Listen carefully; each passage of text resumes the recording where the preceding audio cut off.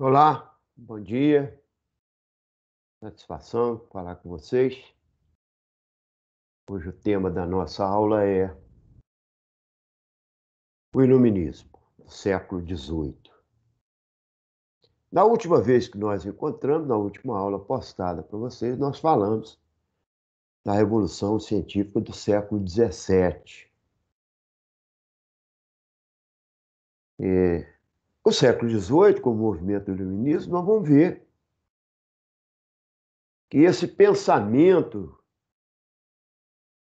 a partir do século XVII, agora baseado na razão, baseado no espírito crítico, na compreensão de que o homem é o sujeito, né? E, portanto, a sua relação com o objeto, que é a realidade, tende ao progresso, tende ao conhecimento, tende à compreensão. Isso, no século XVIII, vai resultar no movimento iluminista, ou chamada, né, século das luzes, século da ilustração, a compreensão de que, se tudo dito por aqueles intelectuais do século XVII está em movimento, né, é possível de mutações, é possível de modificações, então nós vamos pegar essas ideias e lançá-las agora e aplicá-las à realidade. A realidade social, a realidade política, a realidade econômica. Então, o iluminismo traz essa concepção para nós. Já vou aqui o nosso PowerPoint, para nós irmos seguindo aí, beleza, o roteiro que nós fizemos. Então, veja, em primeiro lugar, eu falo duas noções iniciais, né? E, primeiro tópico nosso, um clima de inconformismo e crise social.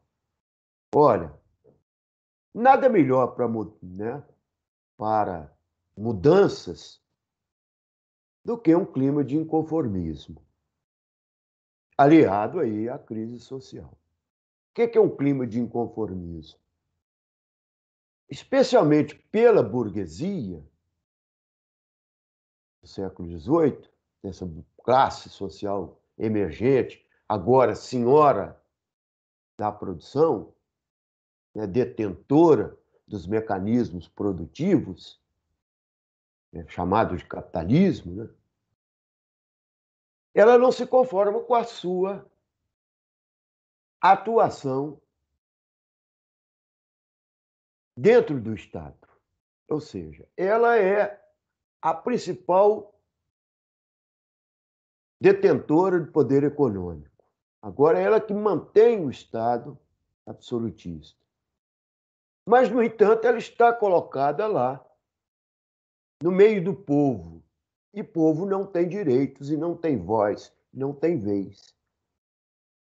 Porque o antigo regime, assim chamado, né?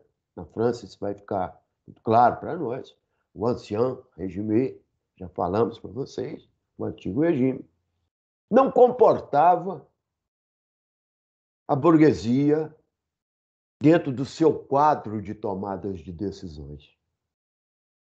Então, ali era clero e nobreza, né, que sustentavam essa monarquia. Então, embora fosse muito importante a participação da burguesia em termos econômicos, ela não participava das soluções ou das proposições políticas. E a crise social, essa que se agravava cada vez, eh, as revoltas camponesas, né, as revoltas dos trabalhadores, um clima de falta de direitos, né, apenas deveres, impostos, sufocando a maioria da população. Isso vai gerando uma crise social, crise vinda da produção, né, especialmente a agricultura, né, com a servidão. Então, isso vai criando um clima de crise social, vai criando as diversas crises sociais e um clima de inconformismo desse povo, né? Dessa classe social, ou lá na França chamada de terceiro estado, né? O povo. Bom, e notadamente nós vamos conhecer aí um grande movimento intelectual, porque quem naquele momento conseguiu ser letrado, né? Ter acesso às letras e o conhecimento da sua cultura, tinham em mente que o século XVII trouxe para nós, né, na sua evolução científica, o mundo em movimento, e, portanto, tudo era passível de mutação. Então, também as instituições políticas, sociais, né, ideológicas, refletindo isso no pensamento ideológico, também era possível de mutação. E essa burguesia vai pegar esse mote de ideias, de transformação, de visão que as relações sempre levam ao progresso humano, sempre levam ao progresso da sociedade. Ela vai pegar esses instrumentos intelectuais, essas ideias, e vai agora, né, junto com o povo, vai liderar o povo, né, os camponeses, os operários, para um movimento revolucionário que, de fato, vai destruir o então pensamento vigente, as estruturas vigentes que nós já falamos aí do antigo regime. Certinho? Então, esse racionalismo de Descartes, o empirismo de Locke, o que eu quero dizer com isso, gente? O Descartes pregando que a razão, né, é a base do conhecimento, portanto, não há aceitação, não essa omissão, sabe, em discutir a realidade, né, tanto a realidade política quanto a realidade social, em que as pessoas estavam inseridas. Né? Ali não derivaria conhecimento, então tudo é baseado nessa razão que o homem pode, o homem deve, o homem tem competências para compreender a sua realidade. Esse homem sujeito, competente a compreender a realidade que ele vive, que é o seu objeto de pensamento. E o empirismo de Locke, quer dizer, tudo é experimentado. Né? Então, as experiências estagnadas, não havia experiência, porque tudo era estagnado naquele mundo pragmático ali da escolástica, né? Em que a fé supera tudo, a aceitação, etc. Né? É um mundo estático. Agora não, mundo da experiência. Por que não experimentar novas relações, novas propostas, né? Então, esse espírito, né, de razão e de experiência aí, ditado por esses dois grandes pensadores, vai ser o que vai nortear, né, aí os demais pensadores, aí, estamos falando de N outros, né, e justamente contestar esse antigo regime. A razão e o espírito crítico aplicados à política e à religião. O que significa isso? Significa que na política e na religião, né, tem que haver razão e espírito crítico. Para isso, nós vamos buscar lá o Tratado do Governo Civil de John Locke, que fala na relação de que o governo nada mais é do que um contrato entre os governados e os governantes, ou os governantes e os governados. Esse contrato ele é passível de ser alterado quando da sua necessidade. Certinho? Na questão da religião, o deísmo de Voltaire. Voltaire talvez seja, na França, né, que é um pensador francês, o que mais se destacou no combate ao antigo regime, chamado as estruturas do antigo regime, porque na religião, por exemplo, ele era um grande e fervoroso combatente, né, da Igreja Católica, do catolicismo, e ele foi preso e exilado várias vezes, né? Num desses exílios que ele vai para a Inglaterra, ele teve contato com John Locke, né? e a sua obra, o Governo Civil, ele, na religião, ele traz uma proposta, né, o chamado deísmo. Né? Deísmo significa que é uma religião natural, que Deus está na natureza. E o homem, como parte da natureza, também está em Deus. O Deus está no homem. Se Deus está na natureza, o indivíduo, o homem faz parte da natureza, portanto, Deus está no homem. Então, ele não concebe essa hierarquia, né, do teocentrismo, etc., Deus acima de tudo, né? Mas ele concebe uma religião natural. Então, tudo isso vai começar a desmoronar os alicerces dessa igreja tão forte na França. Né? Nós já vimos aí que anteriormente ela foi contestada lá na Reforma Protestante e agora continua o tempo todo sendo contestada. Né? Na França é que vai se dar, né, o iluminismo, de fato, assim, as origens, o principal, né, palco do iluminismo na França. Por quê? Porque na França as condições e, né, o embate entre o novo e o velho é que está mais bem colocado.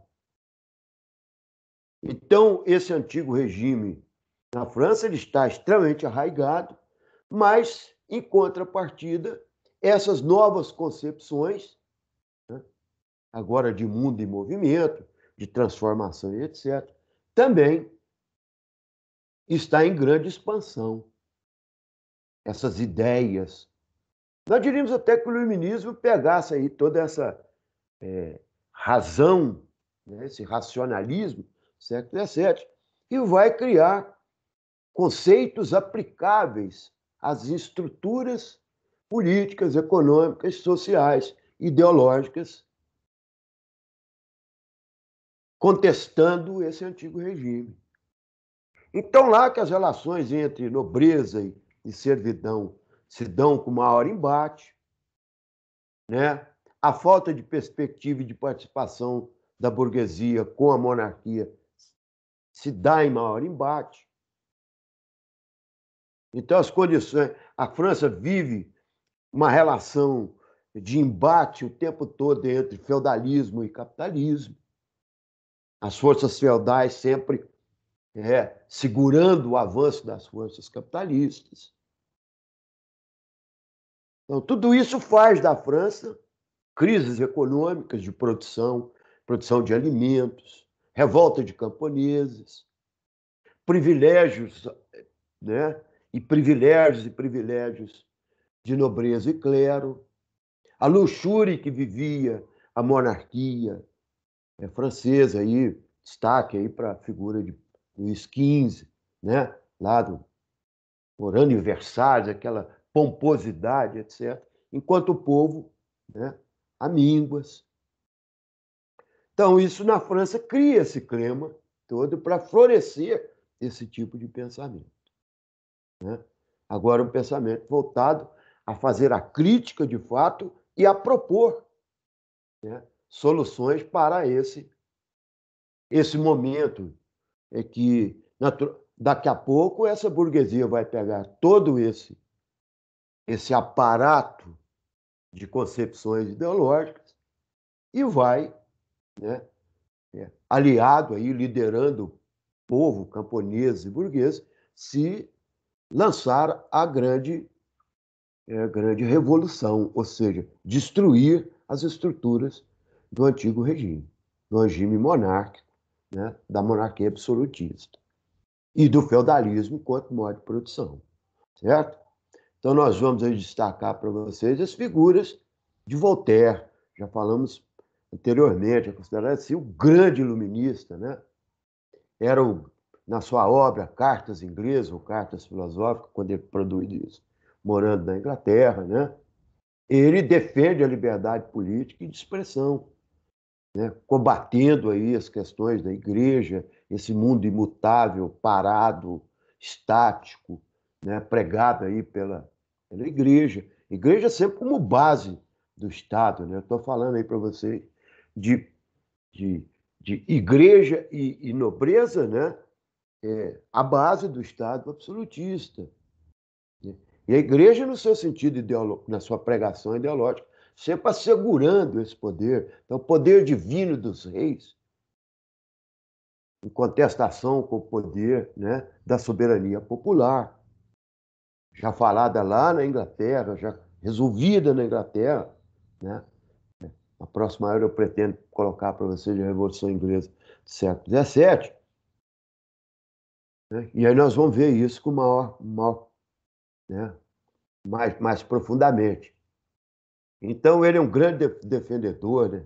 Defendia a liberdade política, a liberdade de expressão, todos os aspectos. Destaca-se o Montesquieu, que ele não é um iluminista, ele não é um pensador assim burguês, né? Ele é um cara da nobreza, mas ele traz uma contribuição muito interessante na sua obra, O Espírito das Leis, né? Quando ele fala ali para nós claramente de que ele tem uma teoria política interessante, que, segundo ele, nessa obra, não há uma forma de governo que seja ideal para todos. Por exemplo, ele defende que as grandes nações sejam despotismo mesmo, né? Monarquia absoluta. É para as médias nações uma monarquia constitucional, né? E para as pequenas nações, a república.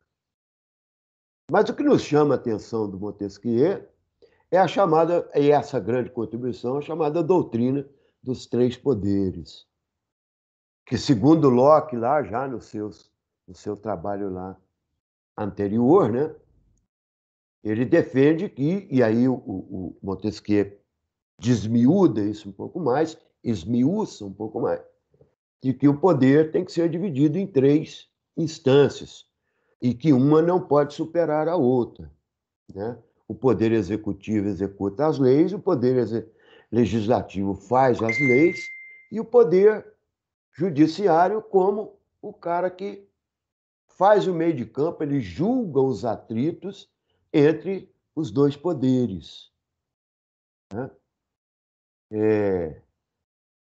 Então, essa contribuição é muito interessante para todos nós, que vai ser a base aí dos estados modernos, estados contemporâneos, a partir do processo revolucionário, né? Outro grande pensador, né, Jean-Jacques Rousseau. Esse tem uma obra fenomenal, maravilhosa, né? O discurso acerca dos fundamentos da desigualdade entre os homens, o Emílio, contrato social. Esse discurso sobre a origem e fundamento da desigualdade entre os homens o Rousseau vai um pouco além, vai dizer que a propriedade é que fez o mundo desigual, as sociedades desiguais, que ali repousa todo o mal social. À medida que alguém apossou de determinada propriedade, o outro ficou sem. Aí vai criar o desequilíbrio dos com propriedade e os sem propriedade. Portanto, o conflito está colocado, né? No contrato social é a obra que mais nos fala de perto, porque ali, na política, ele vai dizer que a soberania de todo o poder reside no povo. Sim? Então, não é nem o indivíduo, é a negação do próprio indivíduo, mas é de todo o povo. Então, é o chamado poder da maioria, né? A vontade da maioria, subjugando a vontade do indivíduo, e essa vontade da maioria representando todos dentro do grupo político, dentro da sociedade política. Então, cada um tem, a maioria tem a vontade. Isso representada, como é que se representa essa vontade? No voto universal, quando a maioria escolhe determinada proposição. Agora, essa maioria tem que né, perceber que apenas a liberdade, na liberdade, depende estreitamente. A liberdade, ela existe a partir estreitamente da igualdade. Então, indivíduos iguais, né, para criar a soberania da maioria. Também na área econômica você tem o fisiocratismo, sabe? François Quesnel, né? É um médico do Luís XV, né? Na sua obra O Quadro Econômico. Então, a primeira grande crítica ao mercantilismo, a intervenção absoluta do Estado, né? Na economia. Então, ele diz que a economia é regida pelas leis naturais. E é chamado fisiocratismo porque os fisiocratas fazem uma alusão ao corpo humano, né? O coração, por exemplo, é a base do corpo humano. Então, assim como na agricultura, na economia é a agricultura. A agricultura é a base de tudo, porque só ela é capaz de proporcionar produção em excesso. E esse excesso é que eles vão dizer que é o produto da sobra, né? Então, isso é gerador de riqueza. O resto, todas as outras atividades são atividades sem produção em excedente. Elas são apenas relações econômicas inócuas, mas a agricultura, sim, né? Então, é chamado de fisiocratismo porque faz uma alusão ao corpo humano. Como é que funciona o corpo e como é que funciona a economia. E um outro momento também que surge né, o chamado despotismo esclarecido, ou seja, reis absolutistas, rainhas de outras sociedades, Prússia, da Rússia, da Áustria, né, da Espanha, que vão pegar essas ideias da economia, da política, da sociedade, né, constituídas aí, desenvolvidas pelos iluministas, e aplicar nos seus países, nos seus estados. Tanto que como, né, uma roupagem nova, sem, no entanto, tirar-lhes o poder.